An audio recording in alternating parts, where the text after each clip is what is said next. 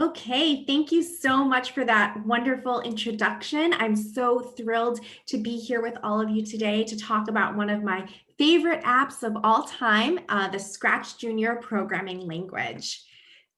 So before we get into that, I just want to say a brief thank you to our sponsors, the Augustine Educational Foundation and Sacred Hearts Academy. Thank you for funding this to be such a wonderful free event and resource for Hawaii's teachers. Let me introduce myself a little bit and tell you about my background and what I've done and what my work is with relation to ScratchJr and coding with young children. So I have my master's and PhD in child development from Tufts University, where I worked with the DevTech Research Group, which is one of the research groups that worked on creating the ScratchJr app that we'll be talking about today. I do live on beautiful Oahu. I know some of my remote appointments can confuse people about where I'm located. I was born here on Oahu and I moved back about a year ago, right before this pandemic hit. So I'm really grateful for this virtual event, allowing me to connect with Hawaii's educators and people who are working with kids here on the island, because that pandemic really threw a wrench in me meeting and connecting back with the education community here on the islands. So I'm a consultant on all things ed tech, and that means that I create books and media and tech and resources for young children, as well as I engage in empirical research, evaluating different tools and curriculum interventions. I'm a lecturer remotely for the Tufts University Early Childhood Technology Graduate Certificate Program. I'll tell you more about that certificate program at the end of this talk, because if anyone is looking for more training and more resources in a virtual setting, this might be a great program for you. And I'm also associate faculty for the University of Phoenix College of Doctoral Studies Ed Tech program.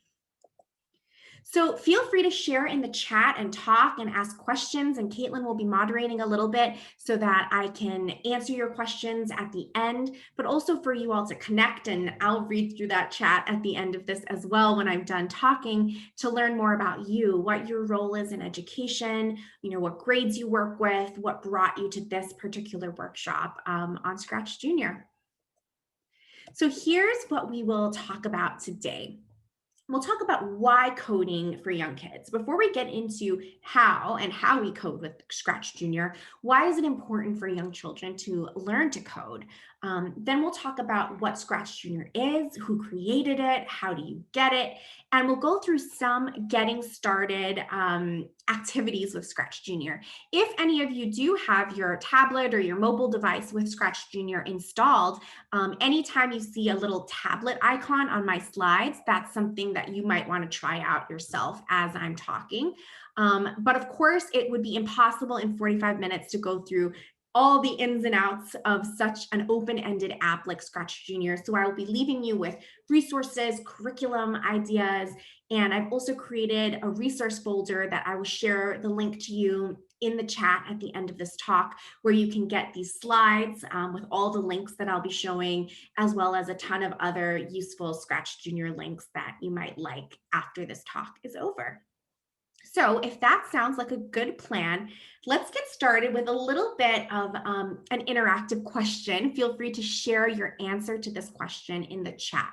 So which of these tools that you see on screen here do you think is not like the others? So we have a computer, a TV, a paintbrush and palette of paints, and a tablet, an iPad.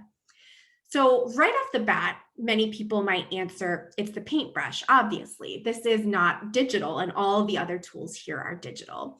And yes, that might be one way that you could answer this question. But this is the frame that we will be taking when we're talking about coding and using tools like ScratchJr with young children. In my opinion, it's the TV that doesn't belong, because the TV is the only device that we see here that can only be used really passively. We're watching and we're consuming the media that we're seeing on TV. We're not creating it. We're not involved with it. Number 1, number 3, and number 4 are all tools that can be used to create and to express and to make and to do, and that we can use to harness that creativity and that self-expression. And that's what I think is so beautiful about coding and using apps like ScratchJr. While a tablet can be used very similarly to a TV, and there's many apps that don't allow for self-expression and open-endedness, ScratchJr and coding in general allows kids to express themselves and to create through technology, much like you would with a paintbrush and a palette and some paper. That's kind of the mindset that I like to take when I think about coding and engineering with young children. Tools like ScratchJr allow children to be creators rather than consumers of their digital experience. And that can be something so powerful for kids as well as adults.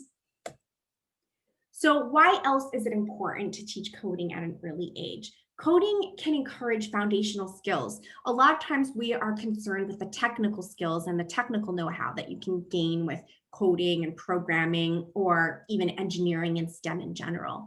But a lot of these domains are fostering really useful non-technical skills as well. So for example, sequencing. This is something you practice through coding. It's a computational thinking skill where we're thinking in terms of order and logical syntax and making code that makes sense, right? But it's also a really useful pre-math and pre-literacy skill that we need for storytelling and counting and reading and more. Through coding, kids are practicing debugging or finding bugs or errors in their code, but they're just learning general problem solving skills as well that are important across domains. And they're really practicing perseverance as well. In one of my previous talks, I teach 808, I shared this notion of hard fun versus easy fun, and I think it's important to bring that up again. Coding is hard fun. There is a lot of problem solving and debugging and frustrations along the way, especially for young children, but it has a really powerful payoff. And a metaphor that you can use to understand what I really mean by hard fun versus easy fun is it's really easy to learn how to play a song on the radio and have that fun experience listening to your favorite song. But it's hard fun to learn how to play that song on the piano. It takes a lot of hard work, it takes a lot of perseverance, but the payoff is really arguably more powerful. Coding is the same way. Creating a video game or an animated collage or a story is a lot harder through code than it is through other mediums, but it can have such a very powerful payoff. And even though there are frustrations along the way, it's still fun. It's just hard fun. Now, more than anything, coding is also a means of communication and self-expression. This is something people don't always associate with coding or technical skills in general, but tools like ScratchJr allow kids another way to tell stories about themselves, to create art, to be creative, and to express themselves. So just like learning to read and write, you can do so many different things with learning to read and write. You can write a grocery list, or you can write a novel, or you can write a poem. Code is the same way. You can do something, really straightforward and basic on par with a list, or you can tell great stories, create digital movies and animations. The possibilities are endless. So it really can be another mode of communication and self-expression, just like reading, writing, and art is. So all of that are the reasons why I believe it's important to introduce coding to young children at an early age.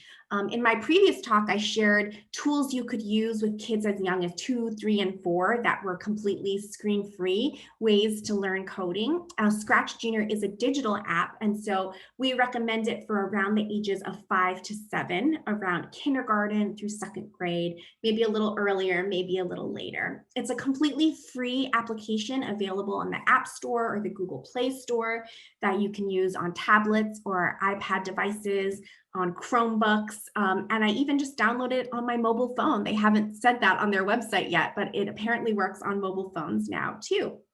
I will be sharing, like I said, my slides with all of the links, but this is, I would say, the most important link going forward. If you haven't visited scratchjr.org, this site has a wealth of resources for you. from tutorials to activities to curriculum, all sorts of things, assessments that you can use with young kids. So definitely it's a site worth checking out. And throughout my talk, I'll show you where you can find certain really useful resources about ScratchJr on that site as well. If anyone is deciding to download ScratchJr on one of their devices right now so that you can follow along as I'm talking, I just want to give one helpful hint, which is that when you're first opening the app for the very first time, it's going to have some pop-ups that ask you things like, do you want to give access to your camera or your photos or your sound? You definitely want to say yes to all of those things. Otherwise, some of the features won't work when you're using the app. You need to say yes to all of those pop-up questions so that you can use things like the camera in your paint editor or record your own sounds with your microphone. You do need to say yes to those when you're first installing. So I just wanted to remember to share that in case anyone is downloading it fresh as we go along in this talk. So who created ScratchJr? ScratchJr has so many users worldwide. There's different language translations of the app. It's really quite a phenomenon as the most popular app for young children to explore coding. Well, it was created in collaboration with a few different research groups. The DevTech Research Group at Tufts University, the Lifelong Kindergarten Group at MIT, the Playful Invention Company. There was funding from National Science Foundation, as well as a successful Kickstarter campaign and the Code to Learn Foundation. So there really was just all the people who care about kids and technology and learning involved in thoughtfully creating this app to be playful, to be developmentally appropriate, and to be a creative medium for young children.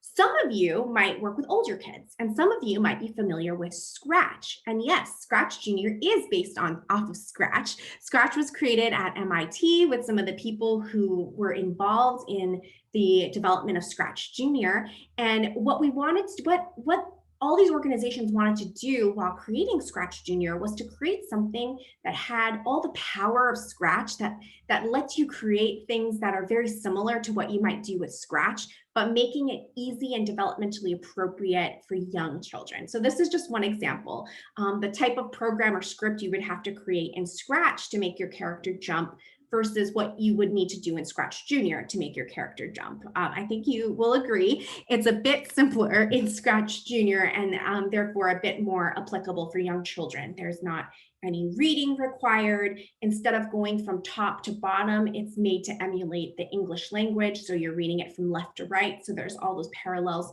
to English literacy. It's just more simple and easy for young children to use. And thereby a little bit easier for educators, anyone who might be intimidated about teaching coding to young children or teaching coding in general. ScratchJr is really a digestible introduction to this whole universe of that. So how does ScratchJr work? At this point, if you do have ScratchJr on your tablet or your phone or computer and you want to follow along, please do, you're welcome to. Otherwise, I will just be sharing with you the very basics of what it looks like when you're opening the app.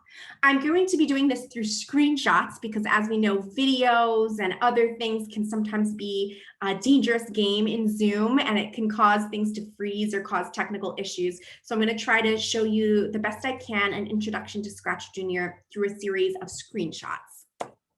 So when you first open your app after you've installed it, it looks like this first picture on the left. And the automatic picture that you see is this kitten character.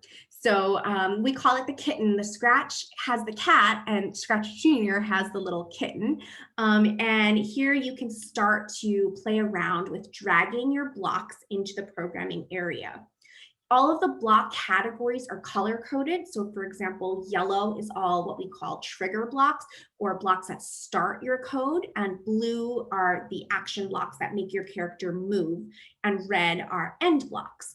So there's a few different ways you can get your character to move in ScratchJr. You can just drag them down and then tap those blocks, and you'll actually see your character move without creating a code. A nice easy explanation of what a code or a program is for very young children is it's a list of instructions that tells your technology what to do.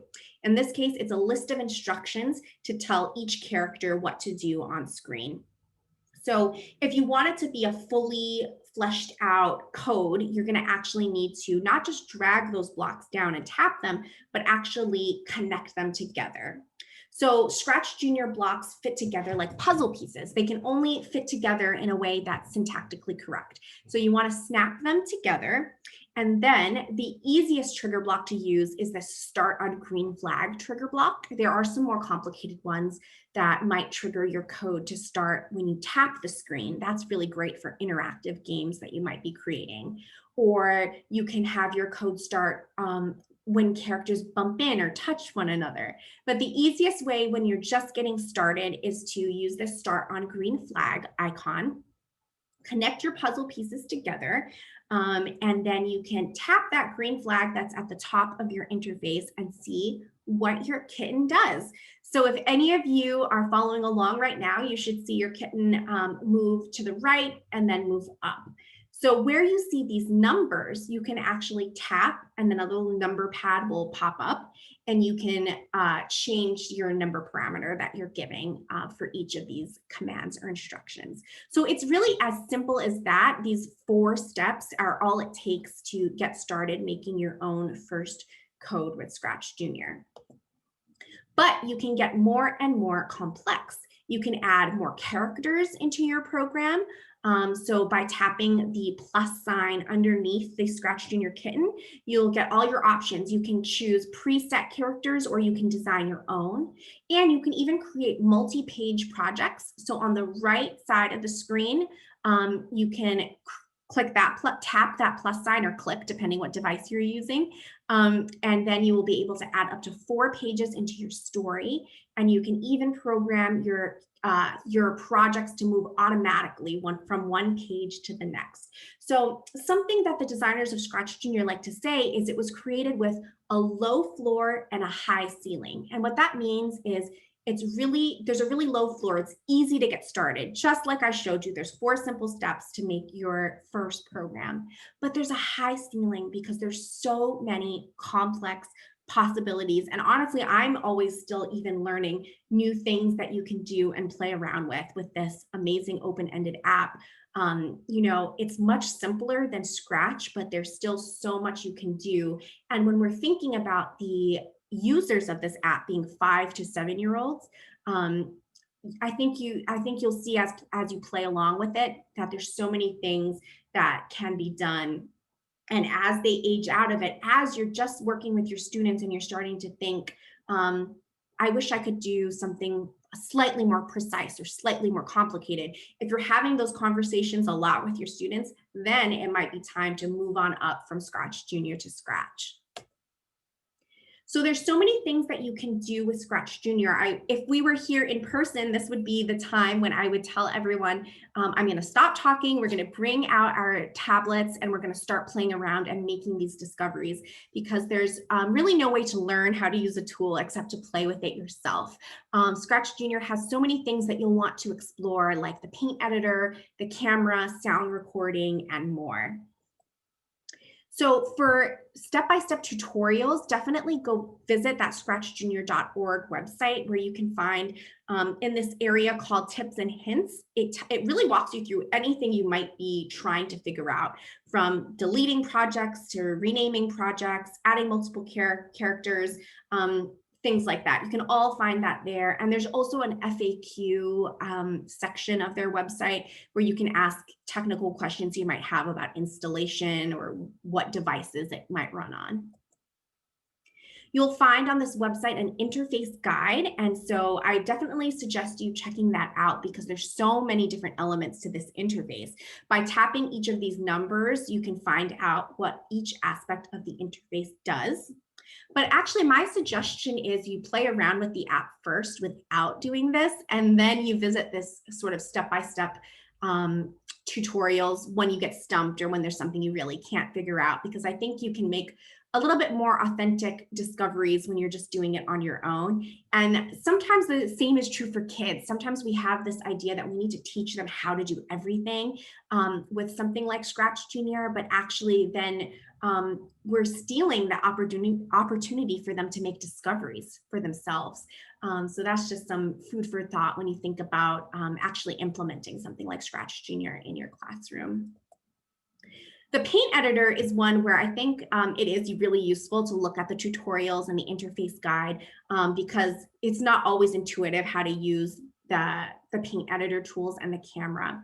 And you can also find the block descriptions for every single block and block category. I've actually included a PDF of every block in ScratchJr and what they do in the resource folder that I've created for you that I will link for you in the chat at the end of my talk. I think that's just something really useful to glance through if you're completely brand new to ScratchJr. And if you're looking for ready-made activities, there are 9 fun activities that you can get started with that start with things that are really simple and get into things that are a little bit more complex. But there's also full curriculum units that you can find as well. So something that I worked on the development of are these ScratchJr coding cards.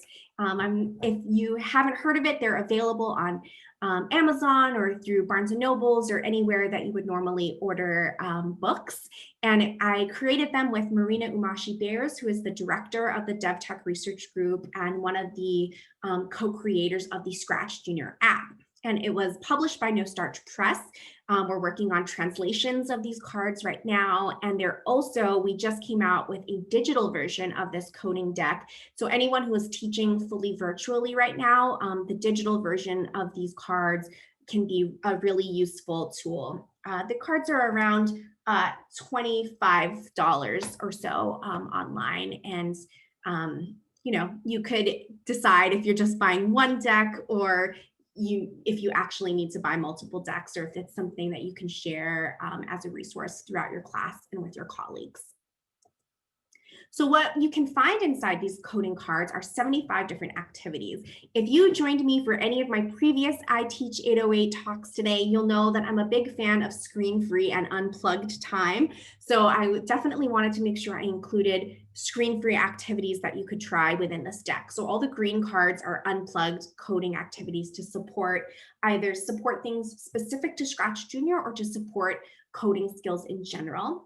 The purple cards guide you through the interface, and the blue cards take you through a day in the life of Kitten. And that is kind of the heart of what this deck is about. Instead of teaching by concept, we're framing ScratchJr and what you can do with ScratchJr in a story, in the day in a life of this main character, the kitten, and what the kitten does from waking up in the morning, getting ready to go to school, going to school, and more. So here's an example of one card. On the front of every card, you will see the topic, like what's happening in Kitten's day. So in this case, Kitten is going to school, and it shows you which blocks that you will be learning and using.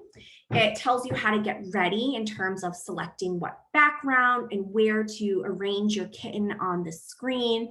And then it gives you an example code that you can make. So if anyone is trying this right now on your tablet, you can go ahead and change the background, find the city background or any of the backgrounds that have a little building.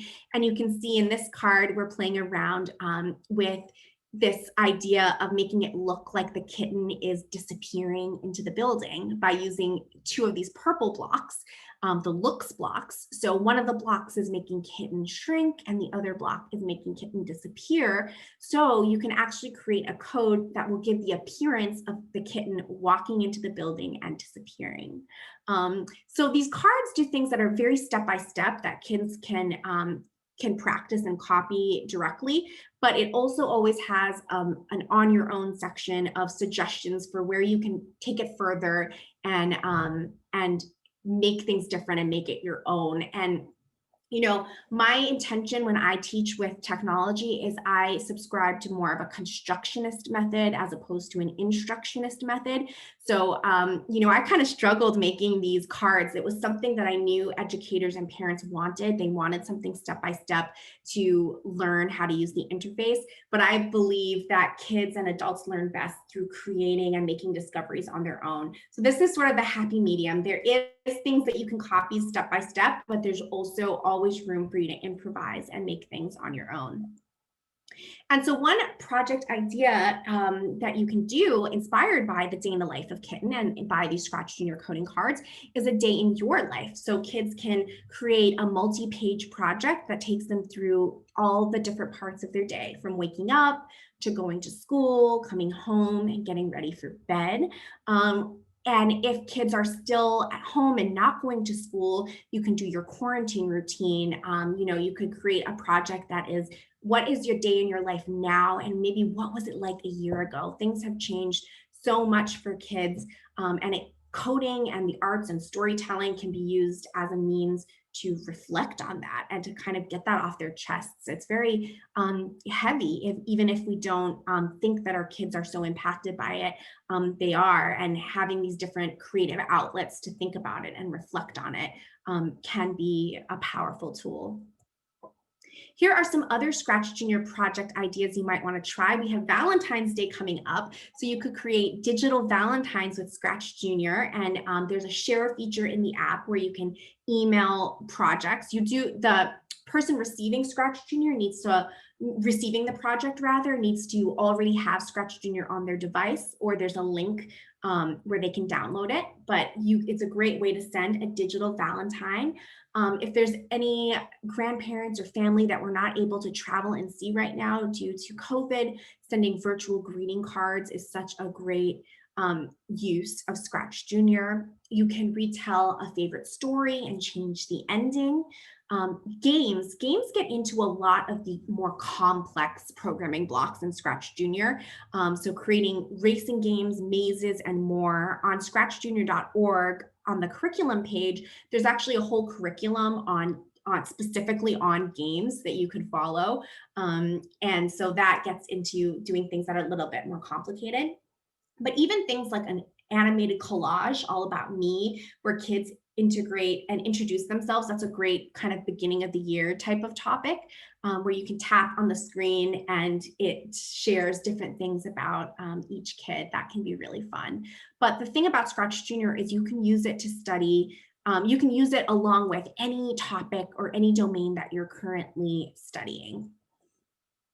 So I do want to, call back to that idea that one of my tips I have, of course, this is a tip that isn't necessarily relevant if you're teaching completely virtually right now, but including screen-free activities can be really important too. And I can share during the Q&A, if you're curious, how I break up my time slots when I'm teaching ScratchJr. If I have 45 minutes, how much of that is on the tablet versus circle time or support activities. But I do think it's important when we're working with young kids to be cognizant that we don't want them just on their iPads working individually for a whole hour at a time.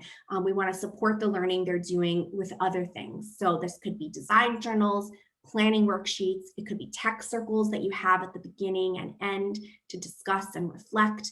It can be physical games like Coder Says, like a version of Simon Says that you do physically to learn the ScratchJr coding instructions. It could be songs. And I think an interesting thing that you can also try to do to foster collaboration and communication is peer feedback sessions, just depending on the age that you're working with. This idea of giving and receiving constructive feedback is a life skill across all industries. And it's not one we're really taught. I never really learned how to give and receive constructive feedback until I was in college. And it can be hard to digest this idea of constructive feedback as if it's criticism. And I never call it constructive criticism. I like to call it constructive feedback. So finding developmentally appropriate ways for kids to give each other feedback can be really powerful. One way that I've done it with young kids in the past is when you have your peer try out your project, they give you 2 stars and a wish. So it's not something that is wrong with your program, but they tell you two things they really love about it and one thing they wish that it had. And sometimes that wish is really out there and it's not something that you could do with ScratchJr. But it's interesting for the kids to practice giving and receiving that kind of feedback. And sometimes that wish is really useful. It's really great feedback that kids can use to iterate and improve their program next time. So I've been showing you Scratch. In case you didn't know, I just wanted to point out that there is a PBS Kids version of ScratchJr. It's a separate app, but it works completely the same. There's just a slightly different aesthetic. And there in the character library, you'll find all these familiar PBS Kids characters from some PBS Kids games and shows. And pbskids.org has their own learning resources with ScratchJr that you might want to check out. So if your kids like PBS Kids or you want to connect to a show or a topic, you might want to check out the PBS Kids ScratchJr app. I want to kind of circle towards the end of my talk by reminding you that it's powerful to learn to code, but it's also even more powerful to code to learn. So not just learning how to code with ScratchJr, but then using ScratchJr to dive into other topics and to learn and explore other topics or other domains, from stories to history to music and more, just the way we do with literacy. We learn to read and then we read to learn. And the same thing can be true of coding. And that's when we really see the true power that code has to offer at the early childhood level. Here are some helpful books and resources that might guide you along your way. I showed you the ScratchJr coding cards in depth. Marina and Mitch Resnick, who is the other co-creator of ScratchJr from MIT, they have this official ScratchJr book. And I think it's really helpful if you want to have a guide that also ties in a little bit to Common Core frameworks and gets more into that. This official ScratchJr book will answer literally any question that you might have. Marina also has a new edition of her book, Coding as a Playground, out, which talks about tools like ScratchJr and the early childhood level. What are the skills and the computational thinking skills and activities that we want young children engaging in? And of course, my book, Breaking the STEM Stereotype, Reaching Girls in Early Childhood, talks about tools like ScratchJr and coding in general and how it can be powerful way to reach girls and more groups who are underrepresented in STEM.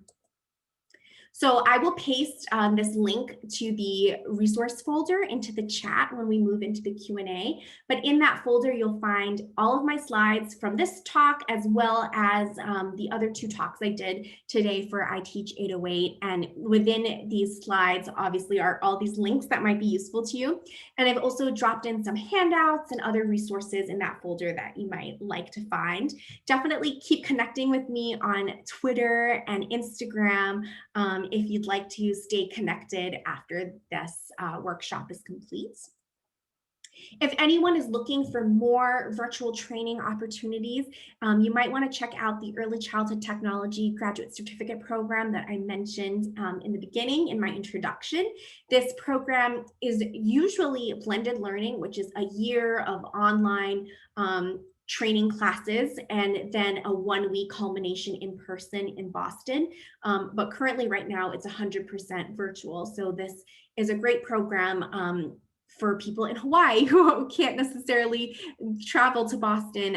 We usually have a worldwide cohort. There's always people from countries all over the world. And I found that that can be so interesting and powerful to create these connections and learn what people are doing globally with code and technology.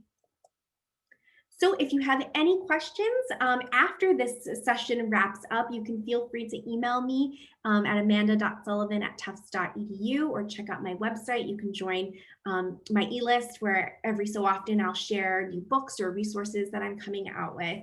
But I just want to thank you again and thank our sponsors again for putting on this amazing event and having me here today. At this point, I think I'm going to stop screen sharing and turn it back over to Caitlin in case there are any questions. I think we have about 5 or 10 minutes, and I will also join you guys in the chat and share some of those links that I promised. Awesome. Thank you so much, Amanda. That presentation was great. And, you mentioned the code to learn, or the learn to code and code to learn. And it reminded me, actually, this time that I heard it, it reminded me of what the keynote speaker was saying, which is that, oftentimes we sort of focus on the content, but the content really also serves us to deepen, our understanding of ourselves and the world around us. And, I think that's kind of what coding can do as well. And you really spoke to that. So thank you. Absolutely, I agree. And I'd like to just welcome any questions at this point. You can either unmute yourself and ask if you're comfortable with that, or if you have questions that you would like to put into the chat, I can voice those for you.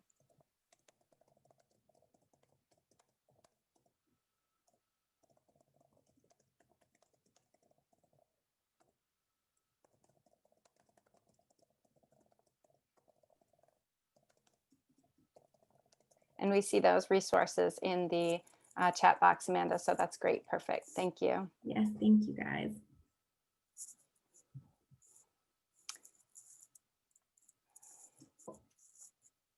So Jennifer is saying that high schoolers would love this too. And I agree. I work with K-6, and I was thinking that, some of these might work with older kids as well as younger kids. Yeah, absolutely. And, college classes are often introducing coding with Scratch. I think they could even start with ScratchJr and maybe get some more people who wouldn't necessarily enroll in those programs. But these visual languages, I think people of all ages would love it. I still remember the first time I found Scratch in college, and I stayed up nights and nights just like trying to figure out how to make different animations and games. And I wish I had known about it, or it had been created when I was growing up. But I agree. I think, there's this 5 to 7 age range that is recommended in terms of learning goals. But this can be a wonderful first introduction to coding for anyone. And especially the fact that it's free and that there's so many free resources out there. So one thing that I noticed, and maybe you can speak to this a little bit, when I allowed students in the library to free play with Scratch, it was one of the websites that was linked on our library website. I noticed that most students were using it sort of more to consume what other students had created. And this was with Scratch, not ScratchJr. Yeah. I have had a few students who used it more as a creation platform, but maybe you can talk a little bit about how to encourage students to create rather than only consume. And then also can be some questionable content. Can you talk about how the platform is kind of sort of secured for younger learners?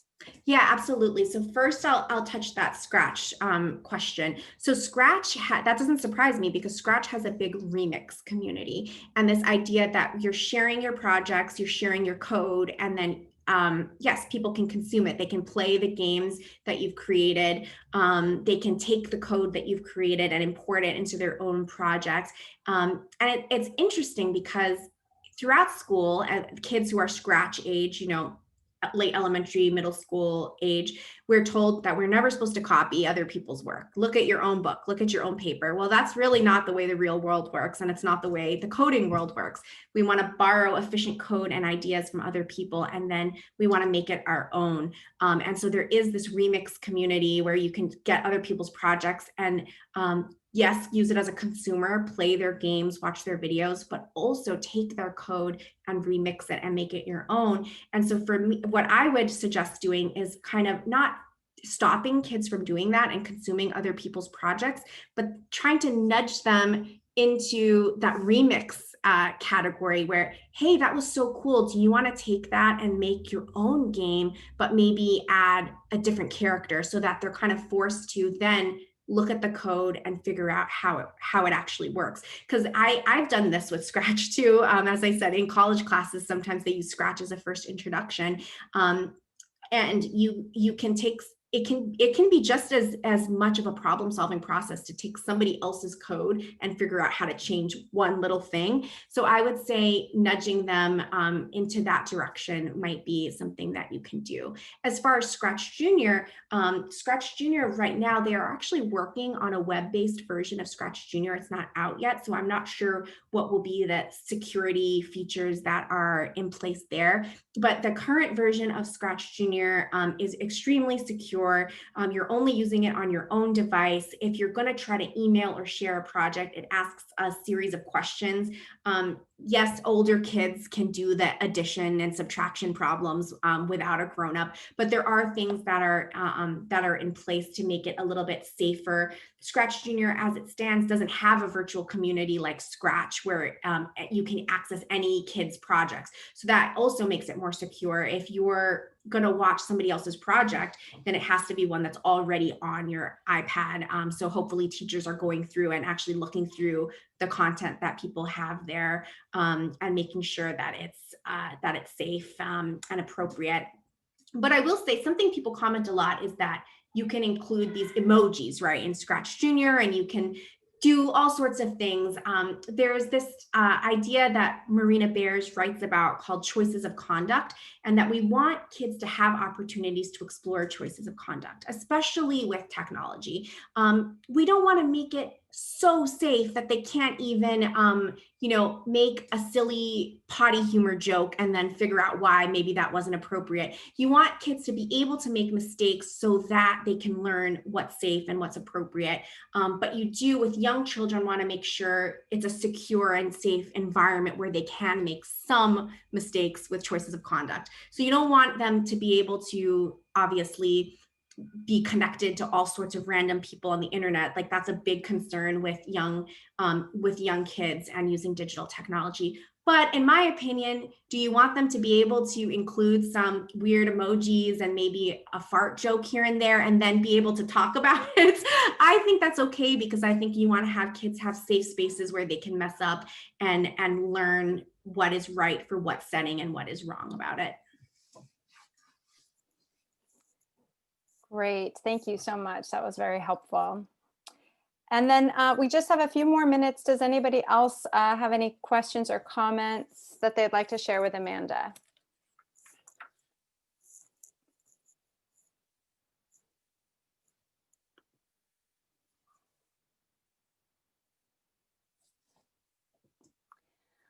Okay, well then I'd like to say mahalo to Amanda and to everyone in the presentation. Thank you for your participation.